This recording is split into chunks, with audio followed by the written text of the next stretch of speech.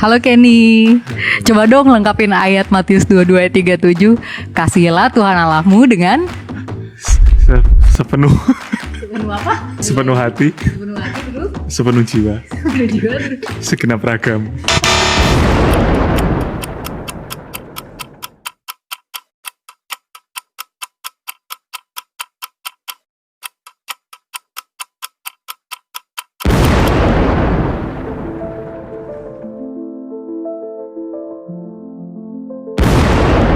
Di dunia sekarang ada banyak orang Kristen, ada nama Kristen doang, tapi tidak ada isinya Kristen. Apa itu isinya Kristen?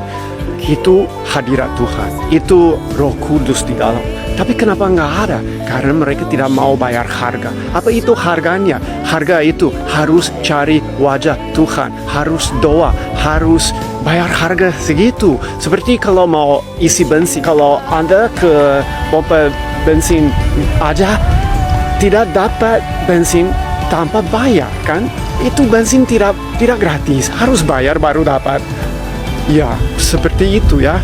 Kalau kita mau dapat hadirat Tuhan, Roh Kudus di dalam hatinya, kita juga harus doa, harus bayar harga, harus mencari wajah Tuhan baru dapat. Jangan biarkan hatimu kosong. Mungkin kamu udah capek berusaha untuk memuaskan keinginan hatimu demi mengisi kekosongan dalam jiwamu. Tapi masih aja ada yang terasa hilang dalam hatimu. Seperti kisah seorang perempuan Samaria yang hatinya kosong sehingga ia menikah berkali-kali hingga mempunyai 5 suami. Namun setelah ia mengalami perjumpaan dengan Yesus, hidupnya berubah. Hatinya dipenuhi dengan kasih Yesus. Gimana caranya agar hasratmu terpenuhi sehingga hatimu tidak kosong lagi? Daud berkata, hanya Yesus yang dapat memuaskan hatimu, hasratmu, keinginanmu. Berbahagialah orang yang lapar dan haus akan kebenaran, karena mereka akan dipuaskan. Gak ada jalan lain selain melalui perjumpaan dengan Tuhan melalui doa dan firman Tuhan yang adalah kebenaran. Pertanyaannya adalah, sudahkah kamu berdoa dan baca Alkitab hari ini? Jangan sampai hatimu kosong. Salam sukses. Sukses adalah jika kamu hidup berkenan kepada Allah. Must have been a deadly kiss. Only love can hurt like this. Only love can hurt like this.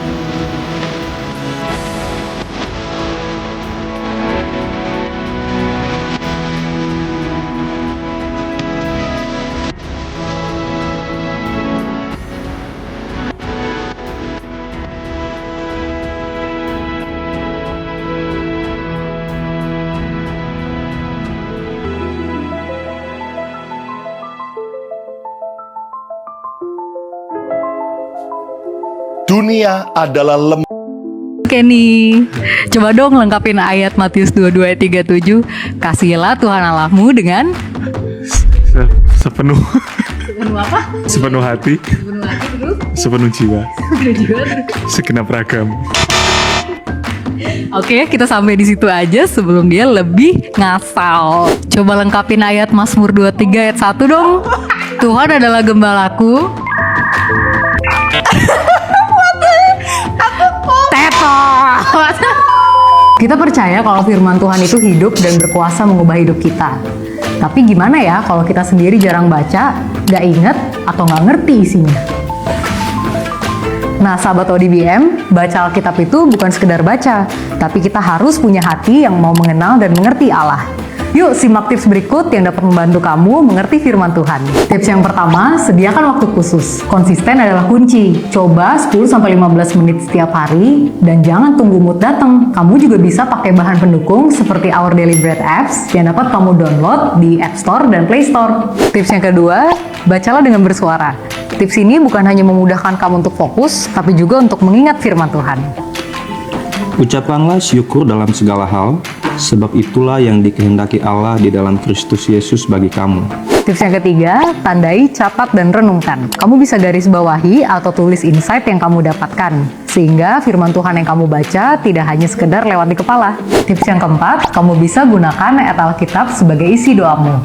Contohnya, kamu bisa gunakan salah satu ayat dari kitab Mazmur. Kita berdoa yuk. Bapa, kami percaya bahwa Engkau adalah gembala yang baik, dan kami yakin bahwa kami tidak akan kekurangan. Tips yang kelima, hafalkan ayat kunci. Nggak harus yang panjang, kamu bisa mulai dari 1 atau 2 ayat Alkitab yang menguatkan kamu setiap hari. Kita hafalin yuk. 1, 2, 3. Kasihilah Tuhan Allahmu dengan segenap hatimu, dengan segenap jiwamu, dan dengan segenap akal budimu. Nah, sahabat, kita juga diundang untuk mengenal dan mengerti firman-Nya. Mau mulai bertumbuh dengan firman Tuhan? Yuk mulai dengan share ayat Alkitab favoritmu di kolom komentar. Saat ini, banyak orang hidup dalam ketidakpahaman, mirip dengan zaman Nuh, di mana mereka tidak menyadari adanya penghakiman yang akan datang. Ini mencerminkan bahwa kebangkitan spiritual kita masih rendah. Apostasi terjadi ketika ajaran Injil dicampurkan dengan pesan yang mementingkan diri sendiri, mengakibatkan banyak gereja mengabaikan konsep pertobatan dan kekudusan yang seharusnya menjadi inti ajaran. Dunia kini mengalami perubahan perspektif, di mana dosa dianggap sebagai hal yang relatif. Banyak orang lebih memilih mendengar pesan yang menyenangkan ketimbang kebenaran yang menantang, mengabaikan panggilan untuk hidup dalam kedisiplinan spiritual. Kekristenan yang nyaman seringkali melupakan ajaran asli Kristus, sehingga banyak orang enggan menyampaikan kebenaran. Hal ini berisiko menyebabkan pengabaian iman secara diam-diam yang bisa berbahaya.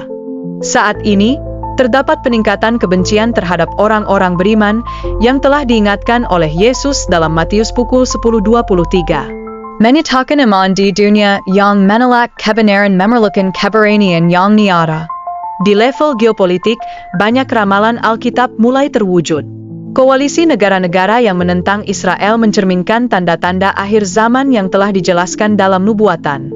Kebangkitan Tiongkok sebagai kekuatan besar menandakan kemungkinan bahwa pasukan dari timur akan terlibat dalam konflik di akhir zaman, selaras dengan nubuat dalam Alkitab.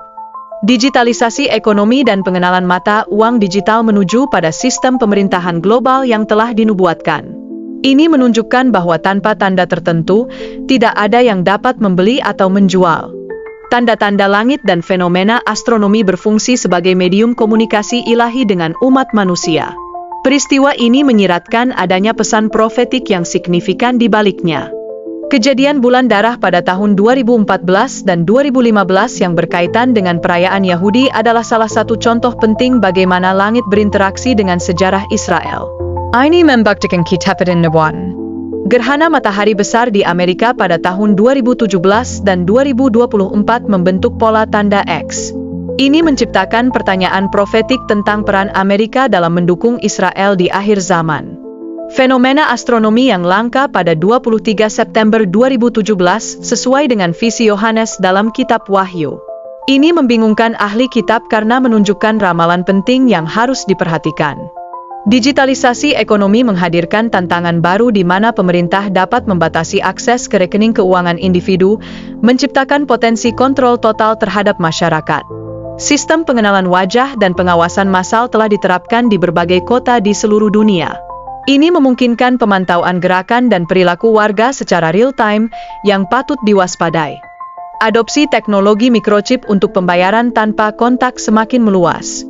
Ini menandai pergeseran menuju sistem keuangan yang sepenuhnya digital dan terintegrasi yang harus diperhatikan. Indiferensi spiritual di dunia semakin meningkat, dengan banyak yang hidup seolah tak ada yang terjadi. Nubuat kini sedang dipenuhi di depan mata kita, namun apatisme mendominasi. Hari-hari di zaman Nuh ditandai oleh korupsi moral dan kekerasan, mirip dengan keadaan yang kita hadapi saat ini. Banyak yang tidak menyadari keseriusan situasi hingga sudah terlambat. Teknologi dan hiburan berkontribusi pada letargi spiritual, mengalihkan perhatian orang dari Tuhan. Rutinitas sehari-hari seringkali menghambat usaha mereka untuk mencari Tuhan. Kita diingatkan dalam 2 Petrus pukul 3.34 tentang kedatangan akhir zaman dan peringatan bagi para pencemooh yang hidup berdasarkan keinginan mereka sendiri, memberikan dorongan untuk tetap setia. Dalam Matius 24:42, kita diajak untuk tetap waspada, karena kita tidak tahu kapan Tuhan akan datang. Kewaspadaan merupakan kunci bagi setiap orang percaya. Ketidakpedulian spiritual dapat menjadi tanda berbahaya bahwa kedatangan Yesus semakin dekat. Banyak yang tidak menyadari waktu yang mereka jalani, mirip dengan situasi yang dialami pada zaman Nuh dan Lot.